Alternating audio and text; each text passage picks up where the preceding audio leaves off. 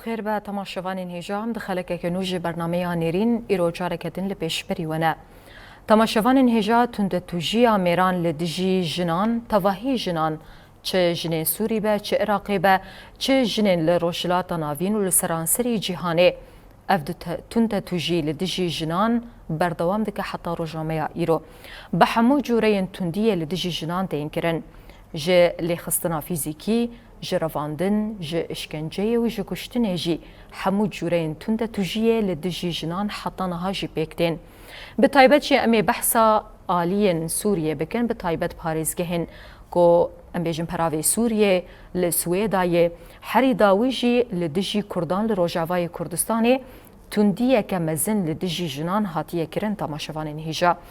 جبوكو ام آوای وان تند توجیه هان با آوای کی برفره بنرخینن ناس بکن به اف تندیه هان جه چه ذهنیتی هاتیه و آوای چاره سرکرن آوی و بچرنگی با امی وی مجاری با آوای کی برفره به میوانی خوار نقاش بکن نهال استودیو لگلم آماده نصریه محمود ریو براری خستنا سارایاتی کشینا لدجی تندیه لسرجنان دمات باش با تو بخیر هاتی اهلا وسهلا دما ویجی باش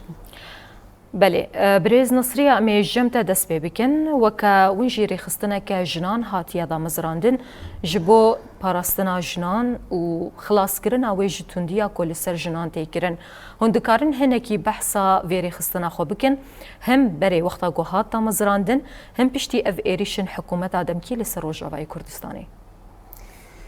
امجي بخير هاتنا ودكن وام بخير هاتنا حمي تماشاواني روجاوا دكن شخوا دسبيكا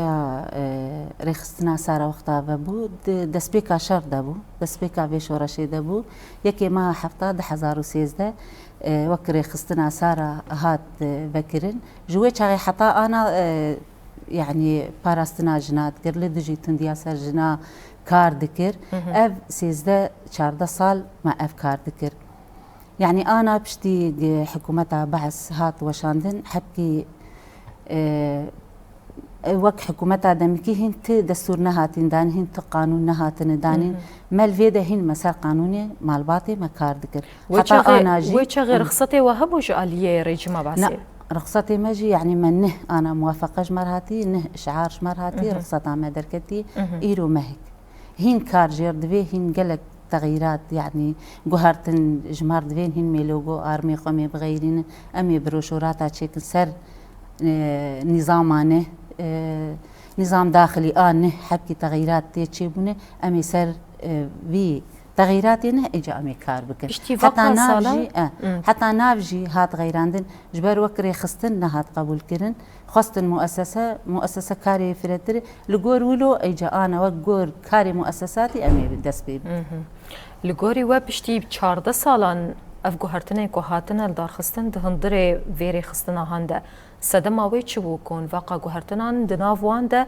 بيجن سيستما هندرين هذا جوهرتن سدما فان جوهرتنان شبو تدي انا ام ده حالك اندماج دن ام وك حكومتها انا دمكي اندماج ده حمام مؤسسات شيد ام جي وك تنظيماتي نافا جواكي كار بك حركسي يعني رخصتها خوش جم حكومتي درخص ما جي وك تنظيماتها ما رخصتها خو درخص جبو تشارو ده ام هرن حماه يعني محافظات سوري ام اوفيسي خفكن ام الحمدري سوري ام كاربكن اجبروا له رخصات الجم وادهات دبابو ام رخصات الجم حكومتها دمكي درخن ما رخصت اخو انا درخستي الجور ولو امي درباس بن حمم محافظات سوري جور يعني قدراتي ما امي مكاتبي خفكن امي سر استا سوري كاربكن او رزقنامه وي هندرين وجتيد جوهرتيه قالوا يعني قالك تشت نهات قبول كرن قالك بنود بس بنودة بندي اساسي حقوق وقانون او هات قبول كرن شخو اف اي مي اساسي افو انه ام كاربن ديس درباس بن محكمه ده ام دفاع حق جناب او هات قبول كرن وبندك ليه هات زيده كرن صحه والثقافه والرياضه و شخو توعية وتمكين المرأة وبري كارمة بودريا محاضرات برورديجنا أفجيهن هي يعني قالكي نهاتي غير عندك بله امی بری خوابدن السلیمانی آباشور کردستان جی می ویم جارهان با آوایی که برفره به میوان خویی و در رژیمنی خاش بکن تماشاوان هجا به مر روزنامه‌وان و چالاکوانا تنی تێکلداری مافین ژنان ئانا لەگەل me li Başûrê Kurdistanê amade ye çiya Yasîn demate baş be birêz çiya. هەموو کاتێکی ئێوەش باش بێ زۆر سپاس بۆم بەسەرکردنەوەیە. سپاس بۆ بەشداربوونە جی ئەمێ هەنگی بەحسا توندیا لەسەر ژنان بکن برێز چیا بە تایبەت جی لە سەرانسەری جیهانێ و ئەم بێژن تایبەت لە ڕۆژهیڵاتە ناوین لەوێ دەرێ توندیا لەسەر ژنان زێدەیە بە تایبەت جی di serdemên Daişê de ku him li Iraqê him jî li Sûriyeyê Daişê gelek kiryar li dijî jinan kirine. Hûn vê tundiya han li dijî jinan girêdayî çi zihniyetê dikin؟ بەڵێ زۆر سپاس بۆم بەسەرکردنەوەیە. ئێمە گەر باس لە دیاردەی تونند و تیژی بکەین، دیاردەی تونند و تیژی دیاردەیەکە لە هەموو جیهاندا هەیە، لە کۆمەڵگە دواکەوتوەکان و لە کۆمەڵگە پێشکەوتوەکان، بەس شێوازەکانی جیاوازە. ئەگەر ئێمە ئەوەی مەبەستمانە لە ڕۆژهەڵاتی ناوەڕاستە کە لێرە شێوازەکەی زۆر زۆر جیاوازە کە ئاگاتە ئەوەی کە کوشتنە، ڕفاندنە، دەستدرێژیکردنە سەرە، هەموو زەوتکردنی هەموو مافێکی ژنە لێرە. ئەجا ئەگەر ئێمە بینە سەر ڕۆژ ئاوا ژنان لە ڕۆژ ئاوا لەبەر ئەوەی بە جەنگا تێپەڕیون یان تا ئێستا لە جەنگان یان حکمێکی باش نییە لە وڵاتە، لەبەر ئەوە ژنان زیاتر زۆر زیاتر ڕوبەڕووی تون و تیژیە بنەوە. ئەگەر سەرەتا ژن کە زۆر جار باسێکی ژن لە خێزانی خۆیان ڕوبەڕووی تون و تیژیە بێتەوە، بەڵام ئەگەر ئێمە لە سووریا سیر بکەین لە خێزانە نییە، بەڵکو دەسەڵاتێکە، بەڵکو هزرێکە کەوا لە تونوتیژی بەرامبەر بە ژنانەکات بەداخۆ کە لەگەڵ ژنانە مناڵانیش ئەو تونوتیژیان بەرامبەرەکرێت. بەێ بەردەفکێ سەکرتێری گشتیەنەتەوێن یەکبووی دیار کردبوو کۆ هەرێمێن کۆ شەر لێ هەنە زەواجا ژنن ئەنژی زارۆکێن تەمەەن بچووک تێدە پر زێدە بووە. ئەم بێژن بە ئەوایەکی بربچاو ئەڤەکە هەن زێدە بووە سەدەما vêyekê çiye gelo ku ev malbatên han zarokê xwe di temenên pir piçûk de wan didin zewcandin. هاوسەرگیری لە تەمەنی مناڵە تایبەتە بەم ناوچەی ئێمە. ئەمەش بیرروبۆچوونێک هەیە لەسەر ئەوەی کە ئاساییە بەلایەنەوە لە تەمەنێکی مناڵا بن بەشوو کە هێشتا نەگەیشتەوە ئاستی کە مشکی پێ بگا، جەستەی پێ بگا، بتوانێت بێتە ناو کۆمەڵگەوە بەرگری لە خۆی بکە، ژیان بکە، بیر لەواکەنەوە کە هەر هەندێک گەورە بوو یەکسەر بیدەن بەشوو یان هاوسەرگیری پێ بکەن. هەندێک جار هاوسەرگیریەکان بە زۆرە ملەیە بە خۆشی نییە. بە تایبەتیش ئەگەر لە وڵاتێکە جەنگ هەبێ زۆر جار خێزانەکان وا لەیەکا کە پێی وایە ئەگەر کچەکەی زووتر با بەشوو ئەمە کچەکەی قوتاریە بێ لە زۆر کێشە. نازانێ ئەگەر ئێشتا ئەم مناڵە نەهاتوتە ئەوەی کە لە کۆمەلگەیە چای بکرێتەوە و بتوانێت بەرگری لە مافەکانی خۆیکە، خێرا تێوێگلێنن بە هاوسەرگیریەکەوە کە ڕەنگە لەگەڵ بیرروبۆچوونی نەگونجێ، ڕەنگە لەگەڵ تەمەنی نەگونجێ، ڕەنگە لەگەڵ ژیانی نەگونجێ، بەڵام خێزانەکان زۆر جاروان لێت کە بە زۆر ئەمە بکەن و بەو نیەتی کە پێیان وایە کچەکانیان ئیتر کە زەواجی کرد قورساییەک لەسەر شانی خێزانەکەی کەمە بێتەوە چێتە ماڵی خۆیەوە. لەبەرەوە بیرروبۆچوونی هاوسەرگیری لە کۆمەڵگەی ئێمە بیرروبۆچوونێکی تا ڕادەیەک دواکەوتوانەیە، چونکە پێیان وایە کە ینی کچ بۆ ئەو کراوە بێ هاوسەرگیری بکە، ئەجا چ جای ئەوەی لە تەمەنێکی منداڵی شابێت. بەێ برێز نسریا مێڤەگەرنجەمتە وەکە ڕێخستنەوەی سارا ji dema kohatiye damizrandin û taniha jî em bêjin bi taybet jî piştî ev şerê ku li dijî Rojavayê Kurdistanê hat destpêkirin gelo hejmara tomarkirina tundiya li ser jinan divê dema hedawî de bi çi rengî bû û berî ku ev şerê han bide destpêkirin çi qas bûn؟ يعني أذكارم بيجم إنه تندي الحرجي هي يعني كيم دبي يعني جور دمي دم هنا مثلا إحصائياتها تشيتكن أم صالة حرشش ما أم تشيتكن وحر صال كيجي أم درتخن أنا شش ما بقدر أم إحصائية خو تشيتكن يعني صالنا جي زيدت بوك مثلا صالة شو قال لك حالات انتحار هبون سببي ويجي أكيد تندي كهبو حطاقي دقيقة آستك خو انتحار ذكر إيصال كيم بوي إيصال نوك بار يعني إيصال أز بالا خدمي إنه مثلا المناطق مال روج آبا يعني جدس بيكا في شريحة أنا أوقع حالات يعني الجمع هدوء كابو تندي هي لباجارين روج آبا لباجارين روج آبا نوك إيه شخوة وكي دل سوري حميقة تندي برهي بس أما مناطقي مجد سبيكا في شريحة أنا لأنه حمي جن لقادابون حمي جنا بارسنا جواك يذكر شافوا جن لقادابون يعني دوري مشاكل أبون دوري إنه يعني وا جواك جتنديد باراست يعني ويتشلو به لقي تنديل جنيب أم نابجن إنه بجار كرتني يعني هي تنديل حرجي هي تم تنديل جنيدبه أزبي إنه تنديل نما هي الجنينة بنا جبر أنا دفي حالي هاند وضعي سوري ده يعني وضعي سياسي مستقر هين دستور نهاتي دانين دستور جي وقتها بيدانين قانون جنيه كاوي بتشاستي تكوي ويشاوا قانون بيدانين جبو جنيه يعني أنا استقرار السياسي جتني أم قارن بيجن مناطق سوري قالك تندي هي قالك رواندن هي اغتصاب هي قتل كرين هي زواج بثمن بجوجك هي برجني هي يعني حطاوي روجي مدي إنه وقت بيان كده كتبوا إنه إيجي كاربة دجنا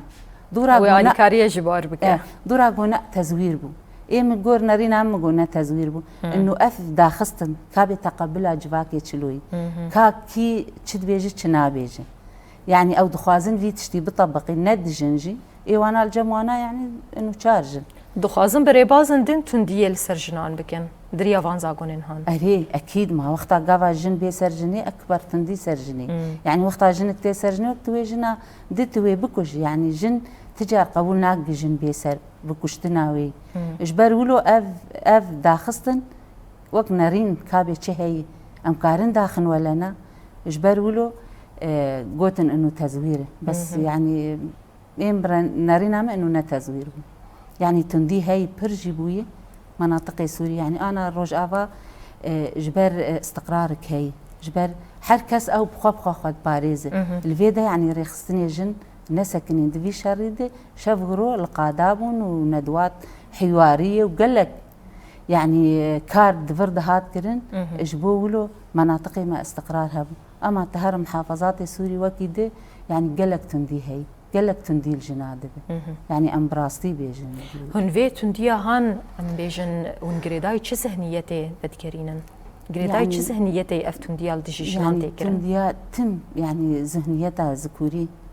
يعني تم زلام دخوازه انه جنيه بشكينه بريا قوتن كي بكهرب شعوري بشكينه بجنك دقوتنا بيش مقابلي بيج كاري ليخل بيش كي كاري هر جن كي بينسار يعني ذهنيتها ذكوري تم ناخوازه انه جن بيش بكافي جن دركب نافا جواكي بيشتغل جن كار بكي ابدا خوازه بس جند مالي دبو زاروكا خدي بك ومالي يعني جبو كاري زاروكا وزلامي خو افي يعني ناخوازه ابدا ناخوازه جن بيش بكفه ابدا يعني جناقه حبكي بيش كتيبه دمالي دي تم او زلام يعني تنديل سر بك بقوتني نخوش بكاري تم ويبشكين بله بريز تشيا اميجارك هدن فقرنجمتا ونشي وندزانن لباشور كردستاني وتندين لدجي جنان جاليا بيجن لهرمين شنغالي به لباجارن دن ان عراقي به تنديك لدجي جنان دهات كرن جاليه تشتين داعش به لعراقي وهمجي لسوريا همان رنجيبو لدجي جنان كريارن دجمروفي دكرن قالوا كما داعش افقى تنديا هم بتايبت لسر جنان دكرن كما أفقا شي أم بيجن وان دفروتن وان دكشتن وان تجاوز ذكرن كما بقشتي تندية واني زيادة لسر جنان بو بداخل بوي كبسر جنان هات ولا باشور ولا شنغار ولا سوريا بلام أما بيروكي كك بياو جيبجي أكاد براستي بيوا جن كالايك بدستيو أتواني بيفروشه بيكره هر دزريجي بكات سر هر شتي كبير بكات سري خوي راستيكي كما باز لكاتي جنگا باز ل جنكين لزرر منبوني جنكين بوي باز لواكين بجن هيج هاوبشيكي ني لجنگا براستي نمنال نجن هاوبشينيا بلام لقل اوشا زرر منتي قوري لنا وجنگ كانا هرو كوي كبيني من لشنگا چون جن روبروي دزدريجي روبروي فروشتن روبروي همو او تونو تيجانا بو ك سنوري تي باران براستي دوای ئەوەش درێژێک پێدرا لە ناو خاکی سووریایە کە بازارێک هەبوو بۆ کۆیلایەتی ژن و بۆ فرۆشتنی ژن و تەنانەت بۆ مناڵەکانیش. بۆیە ئەگەر ئێمە باس لە تونوتیژەکەین، تونوتیژی دوو جۆرە. من ئێستا ئەگەمە سەر و قەناعەتەیەگە تونوتیژێک لە ناو خێزانە هەیە، بەڵام تونوتیژێکیش هەیە دەسەڵاتێک ئەیکات، تونوتیژێک هەیە بیرروبۆچوونێک ئەیکات، تونوتیژێک هەیە ئایدیایەک ئەیکا کە پێی وایە ئیتر ئەبێ ئەم وا بەرامبەر بەژن بکە، ئەبێ بێمافی بکە، ئەبێ دەستدرێژی بکاتە سەر، ئەبێ بیکوژێ، ئەبێ بیفرۆشێ، ئەبێ بیکا بە کۆیلا،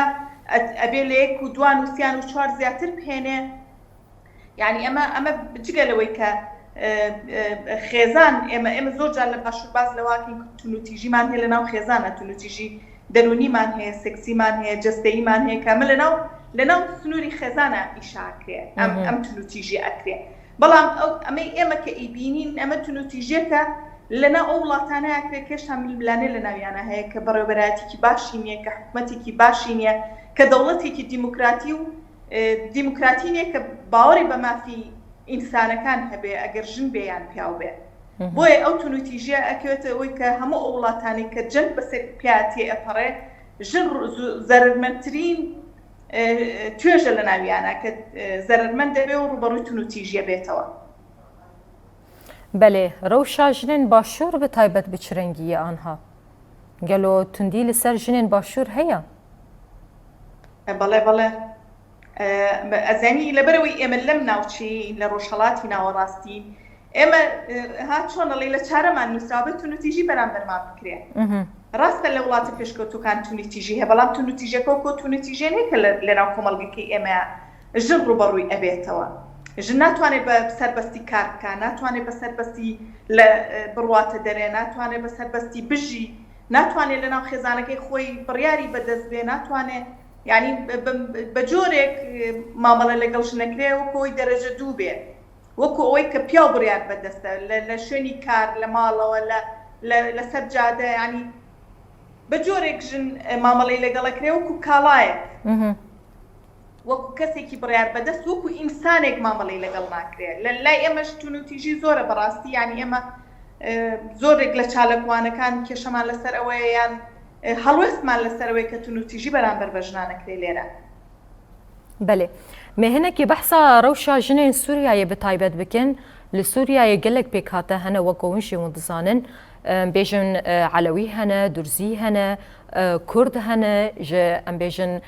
خرستیان هەنە، گەلێک جوور بە جوورن پێک هاتەیەن دەهندرێ ئەم بێژن سووریایەدا لێ ئەف ژنên هەن ji aliyê hikûmeta demkî ve kobxwe berê di nava hetešê de bûn vê derê tundiyeke zêde li dijî jinên van pêk hateyan dikin. Destpêkê jî li peravê Sûriyê bû, piştre bû li aliyê Durziyan, li aliyê Swêdayê, li aliyekî din jî xiristiyanan li dijî wan jî gelek teqîn û bombe pêk hatin, gelek ji wan jî jiyana xweşdestan û gelek ji wan jî rastî tundiyan hatin ji aliyê vê hikûmeta han de. Herî dawî jî jinên Kurdên Rojavayê Kurdistanê bûyerên dawî ku li dişerê Şêx Meqsûd û Eşrefiyê de hatiye destpêkirin ku li wê derê şervaneke yepejê ji taqê jor avêtin. Cenazeyê bixwe bû ku piştî ku şehîd bibû, cenaze bixwe avêtin taqê binî. Ji bilî wê jî ew keziya ew jina ku em jî bêjin şervana ku şehîd bibû, keziya wê jî birîn. Çima bi taybet em bêjin ev hikûmeta han ku esasê wê ji heteşê ye, ev tundiyê han li dijî jinên Sûriyayê dike. بەڵێ خۆی لە ڕاستیدا بێ کورد هەموو هەڵوێستمان هەبێت. ڕاستە هەموو کەمایەتەکان ڕوبەڕووی تونوتیژیە بنەوە لەبەرەوەی خۆیان پیانەوترێ کەمایەتی، لەبەرەوەی لە وڵاتێکی ژنین دیموکراتی بەرقەرار بێ، لە وڵاتێک نین داهاتپەروەری بەرقەرار بێ، بۆیە کەمایەتەکان زۆرترین ڕوبەڕووی تونوتیژیە بنەوە. لە ناویشیانە کورد ئەمە تونوتیژێکی سیاسی بەرامبەر بە نەتەوەیەک ئەکرێ، لەبەرەوەی نەتەوەی کوردە و لەبەرەوەی داوای مافی خۆیەکە، لەبەرەوەی چالاکی سیاسی هەیە و ئەوێت ژیانێکی خۆش و ئازاد بۆ خۆی فراهەم بکە، بۆیە زۆرترین کات ڕوبەڕووی تونوتیژیە بێتەوە. ئەگەر لە دەوڵەتێکی یەکسانە و لە دەوڵەتێکا بکە داهاتپەروەری پەیڕەوەکە لەناو دەوڵەتەکە، ئەو هەموو کەمایەتەکان ئەتوانن بە خۆشی بژین، ئەتوانن خۆش گوزەران بن، ئەتوانن هەم ممارەسەی هەموو مافەکانی خۆیان بکەن. بەڵام لەبەر ئەوەی دەسەڵاتێک نییە یاسایەک نییە کە مافی ئەم کەمایەتیانە بپارێزێ لەبەرەوەی کەمایەتیشن زۆرینە نین لەناو ئەو وڵاتەیە بۆیە ڕوبەڕووی دەستدرێژێ بنەوە ڕوبەڕووی کوشتنە بنەوە ڕوبەڕووی ئەتکردنە بنەوە ڕوبەڕووی هەموو ئەو بێمافیانە بنەوە کە بەراورد بە ژنێکە کرێت بەڕاستی ینی لە هەر چوار پارچە و بە تایبەتیش لە باشوور ئێمە زۆر پاڵپشتی ڕۆژاوامان کرد لەو کاتەیە کە ئەو ڕوبەڕووی ئەو قەیرانە بۆ ڕوبەڕووی ئەو کێشێ بۆ کاتێک کەزی ئەو شەهیدە بڕێنرا و کاتێک بە شەهیدیش کەزیەکەی بڕێنرا یعنی ئەوە بەڕاستی جێگەی نیگەرانیە پێویستە ئێمە ینی وەکو کورد بتوانین کۆمەڵگەی نەتەوەیی یان هەموو ئەو کەسانی کە کار بۆ مافی مرۆڤەکەن ئێمە بیان هینە پای ئەوەی کە ئەبێ ئەو ڕاستیانیان پیشان بێت کە کورد ڕوبەڕووی ئەبێتەوە ڕاستیەکەی من ئەمێ بێمە سەر بابەتێک کە میدیایە پێویستە ئەو میدیانی هەمانە هەموو بە هەموو جۆرێک هەوڵ بن ڕاستی بگەێنن من ناڵێم میدیاکاری ئەوەیە کە کوشتن و بڕین و دیمەنێک پیشان باکە کاریگەری هەبێ لەسەر دەرونی ئینسانەکان بەڵکو ئەبێ بێ بە ڕێگەیەک بۆ ئەوی بتوانین ڕاستیەکانمان بگەێنین ڕاستی ئەو پێشێلکارانی کە بەرامبەرمان ئەکرێ ئێمە میدیا کاریگەری زۆری هەیە و ڕێگەیەکی زۆر ئاسانیشە ئێمە کە بتوانین بە جۆرێک دەنگمان بگەێنین بە هەموو ئەو بەڕێکخراو ئەو شوێنانەی کە ئیتر کار بۆ یەکسانی مرۆڤەکان و کار بۆ یەکسانی ڕەگەزیەکەن کار بۆ دادپەروەریەکەن لە نێوان مرۆڤەکانە. بەێ برێز نەسری ئازێڤە گەرم جەمتە هونجی عنوان توندیên li ser jinan taybet jî li Sûriyayê tevahî xaka Sûriyayê hem li dijî jinên Elewî hem ê Dirzî ê Xristiyan û vê dawî jî li dijî jinên Kurd عنوان توندیên li dijî wan ji aliyê em bêjin hikûmeta demkîva û çawa dibînin. براستی یعنی تشکی نای قبول کردن یعنی گلک تندی دوی سالی دی لسر همه جنین سوری یعنی هات مشاندن جنین علوی مدی چاوا یعنی تندی سروا هات مشاندن چاوا یعنی هاتن قتل کردن هاتن اغتصاب کردن یعنی زاروکی وال پیشوا هاتن کشتن یعنی روش گلکی زحمت یعنی سوری تید در باست به لحمه دبرين سوري يعني روش قالك زحمة جنين درزي يعني أري قالك تش درنكتن يعني سر إعلامي لأما دركتن مديتن يعني في روشة تالي يعني أم قالك أم بي إشيان لأنه جنين كرد يعني هاتن قتل كرين هاتن أوجي جنين يبجي يعني وكانا تقو يعني الحلبي بشتي هاتبو كشتن ويش طاقة سيا آبيتن عرضي جنن يبجي يعني مديل رقة يعني كزيه واجه كربون يعني بقشتي يعني علوي ودرزي يعني أهل السويداء بشتي خلاص كرن لكردافة قريان يعني أقليات حمدان برخوة يعني روشا في تاليه يعني سري صالح حتى أنا هاتن إجا آلية كردا لآلية كردا يعني قالكي زحمتيك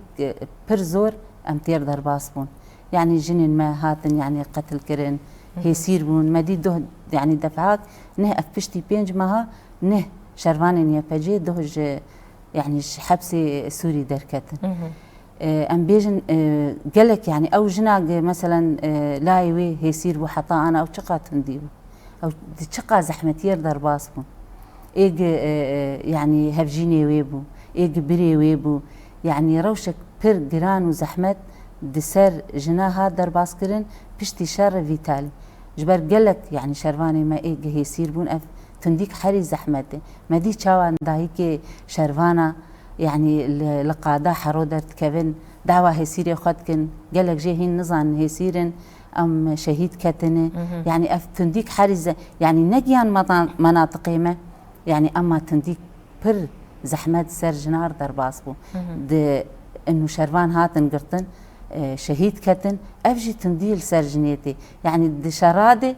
بهتري خوات تنديل سرجناتي قرط يعني دسبيك أولا يعني شهيد شهيد من شهيد دكبن بيكون يا لايوي يا زلاميوي يا هفجينيوي أفتشقا زحمتي درباست أفتشقا تندي قران السرويجني يعني أريد درباس نبون لي أما دربك حري ما ظن انه جني كرد آلية حكومة عدم اكيد ده آلية دروني ده بيجن تندية قال لك مازن حتى أنا جي يعني هين يعني أب جن هاتنش كان عندن إنه لا يويتشو زلامي يويتشو بري يويتشو بابي يويتشو إما أفنتن دي جي زحمة ترتني بله جفين النواب حكومة عدم كيرو تشيبون قالوا دقالية انتغراسيوني ده جفيني تندي ريخستن بقشتي تنظيمات هات شكرن لحسكي أمجي تبليبون يعني شحمة منظمات هات شكرن بقشتي أمجيبون هند قبواتي هات يعني حركة برسي خود كرن حمات خست إنه شاوا رخصتي خود شكن أمي شاوا كار بكن جنفر وحكومتها دمكي بهافركا يعني برسيوا بيهتر إنه شاوا رخصتي خود درخن وكري خصنا سراجي يعني ما رابو ما أف فرسكر وما جو إنه أف سر أستا أف 14 سال يعني دم محكمة دي ما في جنات باريزن يعني قضاء جزائي صار قانون الأسرة أول شيء قانون جنيبو أنا قانون الأسرة أف صال يعني دم محكمة كاربكن كأمي يعني بشتي قام رخصتي درخنا أمي تشلو كاربكن قالك فرساتن كرن أفجي وقت رخصنا صار أف فرسام أبو برسف شبو برسف ندا كسي جو أمي بوار بشتامي برسفين حتى أنا جت برسفناتي بس يعني ما رخصتها خد رخصت مش جم وأنا موافقة أني بشتي يعني أنا في موافقي إجا أمي كار بكن ناف جهات غير عندن تدي بري رخصنا سارة أنا بوي مؤسسة سارة الجور ولو سازيا سارة الجور ولو إجا وقت نظام داخلي تدي هاتي غير عندن أمي الجور ولو أمي كارو خباتي خب ماشين جبلي ويجي بريم درباسي برنامج ببن تبحثا قالوا ام بيجن آرما خوشي كرن وبشرنجي بقوي دري يعني تدي بري بكردي وعربي بو بكردي وعربي بو أنا كردي وعربي وإنجليزي بري جهابو مناطقي ما إيرو أمشون مطبعي براستي مداني ما أقول مناطقي خو أمي كردي وعربي دين وإنجليزي أما قما أوفيستي خو فكرن محافظات دو كم هرن شامي مدر كفن إيدي الجيوانا عربي وإنجليزي أما وقت مناطقي ما يعني أمي كردي دين ونب كردي جغيري بيجن لقامش لو حسكيو لروجافاي كردستاني تشبا جارن دنجيوني أوفيسي خو فكن يعني أنا دسبيكي أم تخوازن إنه أم هرن شامي أم لويدة أم بهندر رونين أم تشلو بهافر كار بكن أم تخوازن يعني دسريدة إنه إمكانياتي ما هبن أم الشامي يعني أوفيس تيفل حاضري وجبو فكرنا وي أوفيس الشامي هي ما تحاضري نكري بس يعني إمكانياتها بن أمي هرن أول شيء بس أم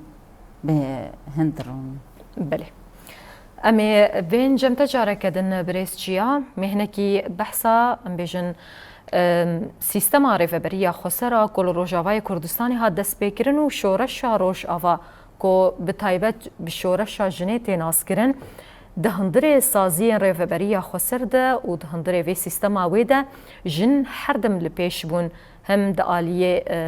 کار کرنات سازیان ده جه خود نوا ریفبری ده دیگرتن گلک ریخستن جبو تایبت پاراستنا جنان هاتن آوا کرن اف ریفبری خسر و سیستم آوی دکاره ببا مدلک چاوا جبو هم سوریه هم جی لتواهی روشلاتان آوین بله براستی اوی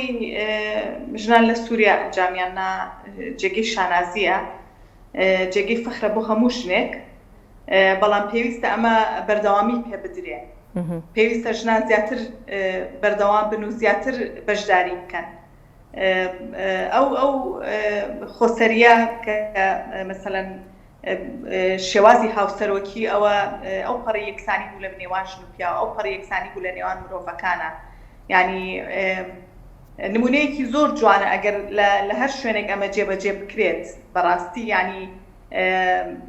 ئێستا ئێمە زۆر جار مەسەلەن لە باشووری عێراق پێمانەڵێن ئێوە نمونەیەکی جوانن لە عێراقا یعنی کوردستان نمونەیەکی جوانە بەڵام ئێستا سووریاش نمونەیەکی جوانە بۆ کورد بەڕاستی ئەگەر بتوانێت ئەم سیستمە لە هەر شوێنێکی کە و لە هەر وڵاتێک کەرا لە ناو کوردەکانە لە هەر پارچەیەکی تر ئەمە جێبەجێ بکرێ ئەمە نمونەیەکی زۆر جوانە بێ بۆمان ئەمە بەڵگەیە بۆ پێشکەوتن بەڵگەیە بۆ ڕۆشنبیری کورد بەڵگەیە بۆ ئەوەی کە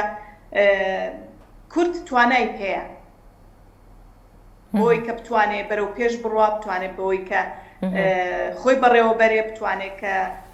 سیستمێکی ئیداری، سیستمێکی سیاسی، سیستمێکی حکومڕانی جوان پێشکەش بکات. بله جخوا گلک سازی و نونرین ریوبریه خسر او جی در باسی باشور کردستانی ببون لوی درجی گلو تکلیه و بوان رهبون و ناز دکر به سیستم آوان بچرنگیه دانستاندنه و بوان رهبون بگوره چون جماعتی لسوریا اما سازین گردای ریوبریه خسر نونرتی آوان لباشور کردستانی دکرن شغل وی داره اوفیسن نونرین ریوبریه خسر لباشور کردستانی هبون لوی داره جی همان سیستم ریوبریه خسر لروجوای کردستانی لوی داره جی بکارتانین گلو تتکلیه و بوان رهبو لوی داره سیستم وان ون وکا خلق باشور کردستانی و جنن باشور کردستانی و سیستم ریوبریه خسر لوی داره و بچرنگی دید زۆر بمبورە لەمەی ئەخیرت تێنە گەیشتم یعنی ئێزام ئەوان هاتوون لێرە دنەری ناوەدا ئەف سیستەما ڕێڤەبەریە خۆسەر و بچرەنگی وەدیت و چاوا دیت بچ چاوی وەلیت ڕاستێکی من ئەگەر ڕاستی بڵێ من زۆر لە نزیکەوە ئاگادار نەبووم بەڵام ئەگەر ئەمە کارێک کرابێ بەم جۆرە بێ ئەمە بێگومان ئیشێکی زۆر باشە بێگومان کارێکی ژنانەی زۆر باشە جموجۆڵ و چالاکی بۆ ژنان لە باشوور یان لە لای ئێمە تا ڕادەیەک ینی گەڵاڵەیە تا ڕادەیەک بۆمان بەرفراوانە ینی ئەتوانین ئێمە کاری زیاتر بکەین لێرە بەڕاستی ئەگەر بکرێ ئەو سیستەمەش لە لای ئێمە جێبەجێ بکرێەوە ئێمە کارێکی باش یانی ئەگەر لای ئێمەش ئەوە جێبەجێ بکرێ بله برێز نسری ئازێ ڤەگەرم جەمتە جارەکەدن وەژی و بەحسێ کرد کە ئۆفیسێن وە لە هەرێمێن باکوور ڕۆژهڵاتی سووریە هەبوو ژوان ژیان مێبێژن ئۆفیسێ وە لە ڕقا هەبوو لە عین عیسا هەبوو لە سڕینێ هەبوو لێ پشتی ئەف شەڕێ داوی کۆ لە دژی باکوور ڕۆژهڵاتی سووریە دەست پێکردن ئێدی ئەف دەرێن هان ئەنها دەدەستێ حکوومەتا دەمکی دەنەوە کۆ ئەمژی ئەم دەزانن ئۆفیسێ وە لەوێ دەرێ ئەنها ڕەوشەوان بچرەنگیە تێکلیە وە بژنێن لەوێ دەرێرە هەیە ئەنا ڕاستی یعنی ئۆفیسێ مە لێدە چوون لە عین عیسا لە سڕینێ یعنی الرقة هن ما رسمي فنكربو أما اندام محاضر ذكرن يعني أمبوار دشتغلن دس بيكد ما أمجلك بوار اشتغلن بشتيوك أنا ماي حلبي ماي حلبي رقمي خا غير عندنا يعني حتى أنا يعني بشتي مهكي ولو أم جوا قطبون لعفرين جيهبو للشهبة جيهبو لعفرين هبو وقتا شري عفرين شو شهبة بري صالو نفكي وقتا نظام بعسكت شهباجي شو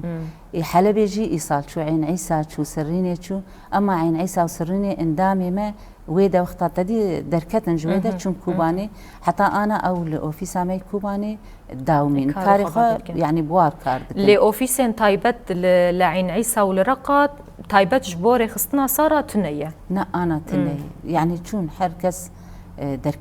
دركتن أنا الكوباني إيه اندامي ماي عين عيسى وسريني الكوباني أنا كارخة دوام تيكلية وبوان جني وار هري مرة هي يانا هنا هين جنن هنا يعني أنبوار تشتغلن وهين يعني جنن دي رقمي خو غير عندنا يعني ترسك هي جبرولو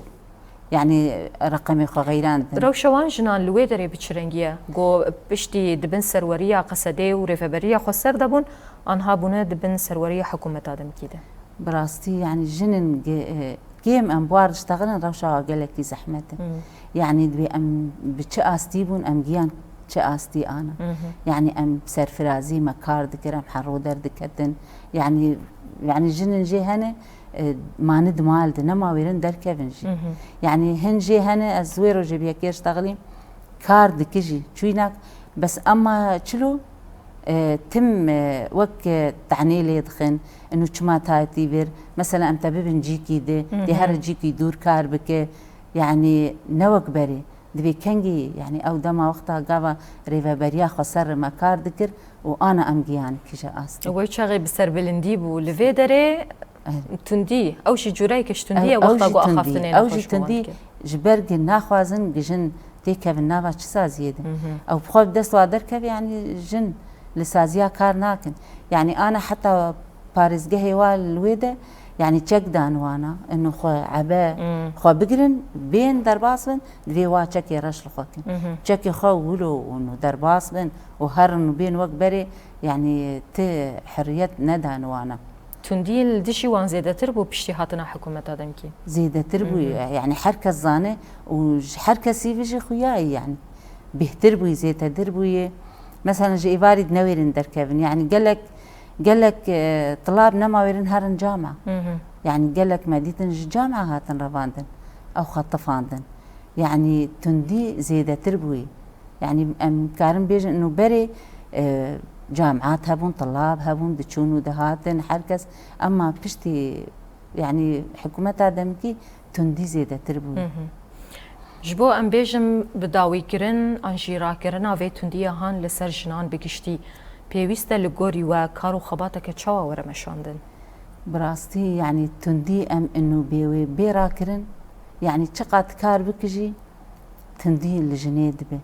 او ذهنيتها هان هاتي يعني ذكوري ناي غيراندن دفي دما انا دجي لمناطق سوريا يعني تاثيرها الروج افاد دبي تندي زياده ترلور چاوا باندور لسروج افاد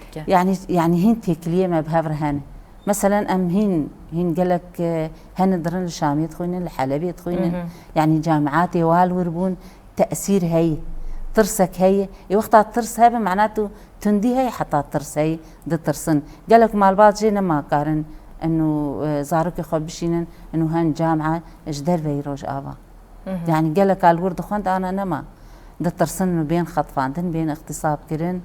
يعني تشقى جرك ام حمي جني سوري ام دست بدن هب وام بهافر كاركي بكن يعني انه مثلا قانوني ايه جني تيك في دستورة حكومتها نهده دستورة سوري وقتها بيدان قانون هب جناب بارز وقتها قانون هب قانون يعني كسي فديناك يعني قانون هب قانونه إيرو روج هجمارا جنين دوي برلمانتويا سوريا دجي هندكن افشي جوريا كشتندية إجبار ولو وقتها دستور بيدانين أم تخوازن إنه جنتي هبانا دعوة ما في جنيب قانون جنيجت في دستور عنده بهاتا دانين إجبار وقتها قانون بيدانين قانون ما في جنيب باريس يعني ويتنديجي حبكي كيم ببي وقتها أنا مثلا زلامك جن كيبكش جناخ بكش قيزاق وقتها قانون هذا وقتها حكمك ليه بيبرين بري حكم يعني كيم بتقول بداعي الشرف تم وقتها جنتي كشتن دبي بداعي الشرف بري قانوني بري مثلا لمحسيمها ودرت كد تقول بداعي الشرف اهلي ويناد شو دعوه خد سقطان لا ياخذ درد خصتن خلاص اي وقتها قاف قانونك هبه حكمك مثلا حكمك ده 15 صاله ويكيم ببي يعني جن وقتها بي سرجني قانون هبه ويشاغي ويكيم ببي وقتها ترسك هبش اليه قانون دي ويحبكي تنديجي كيم ببي وحمك ريارين دجمروفيا كيم ببن وقتا جو قانونك حشك هبه جو لبيشيافان تندي راست قانون لانه قانون وقتها هبش كسي فديناك قانون وقتها هبه والمحكمات بمشاندن بله بريز تشيا دخوازم فيا كيشت بپرسم جبو ازاديا تواهي جنان هم لسوريا هم روشلاتا ناوين هم لسرانسري جيهاني جي چی پیوسته بکرن کو اف جنین هان جوی تندی هان رزگار ببن و آزادی خو به دست بخن. والله من دست خوشی لخاتون استرینه که من يعني تيجيش مبازلة ياساء كم اشتكبتو تواني بجني بباريزي لبري اوكسي كتونو تيجي كاتك روبرو ياساء بيتو يترواني كنا توان تونو تيجي برابر بجنابكن إلا لا إمش ياساكي وهابو راستيكي ياساك هبو كرواي بتونو تيجي رواي بكشتن بناي غسل العاروة كسك لخزانك أيتواني جنكي كشكي هر كسك كوجي بلام دوعي لياسا قطار بي بلام إما أو ياسا چاكسازي ما تياكرت يسا أو ياسا إما كسي كوجي جن لخزاني كويا هرو كجريمة سيركري وكو تاوانك سيركري ربرو ياسا بيتو ياسا زنداني أكاد بۆیە ئێمە یەکەم کارێک کە بۆ ئەوی بتوانین ژن لە تونوتیژی پارێزی یاسایە دوای ئەوەش پارێزتنی ژن یان نەمانی تونوتیژی بەرامبەر بە ژنان بە یەکشت ناکرێت تەنها بە یاسا ناکرێت تۆ بێ کۆمەڵگەی کوشیاکەیتەوە کە ژنیش مرۆڤە مافی هەیە بێجیاوازی ڕەگەزی نەهێڵی جگەلەوەش ئێمە کۆمەڵی سیستمی کە هەیە لەناو ئەم وڵاتەیە بۆ نمونە ئێمە سیستمی پەروەردەمان هەیە کە بێ دیسان ئەوەش دەخت لەوە بکرێتەوە کە کچوو کوڕۆ پێک پەروەردە بکە وەکو مرۆڤ پەروەردەیان کانێک جیاوازی بکا لە نێوانیانە ئەبێ وشیاری گشتی هەبێ بۆ کۆمەلگا ڕێکخراوەکانی مافی مرۆڤمان هەیە ڕێکخراوەکان بەتەنێ ناتوان هیچ کارێ بکەن ئەگەر پاڵپشتی دەسەڵات و حکومەتیان لەگەڵانە بێ بۆیە کارکردن بۆ نەهێشتنی تون و تیژی یا ناتوانین بڵین نایهێڵین بەزەتوانین بڵین بۆ کەمکردنەوەی تون و تیژی کارێکی دەستە جەمعیە تەنها بە یەک لایەن ناکرێ بە بەلایانی دەسەڵات بکرێ بەلایانی یاسادانان بکرێ بەلایانی بەڕێوەبردن بکرێ بە ڕێکخراوەکانی کۆمەلگەی مەدەنی بکرێ بە یاسا بکرێ بە هەموو ئەو لایەنانە ئێمە ئەتوانین ڕوبەڕووی تون و تیژی بینەوە. بله گلک سپاس بوده روزنامه‌وان و چالاکوانا مافی جنان ل باجار سلیمانی باشور کردستان چیا یاسین گلک سپاس بو بشداربونا تو نرخاندن ایده. زور سپاس بو ایوه نشتان ساخله. سپاس. هر وحال ودر گلم الاستودیو نصریا محمود ریو برای خصنا سارا یاتی کوشنا لدجی تندیا لسر جنان گلک سپاس بو بشداربونا تو نرخاندن ایده داوی. سپاس جبو واجی. گلک سپاس بله تماشاوان هجاب وی آوایم گیان داویا خلک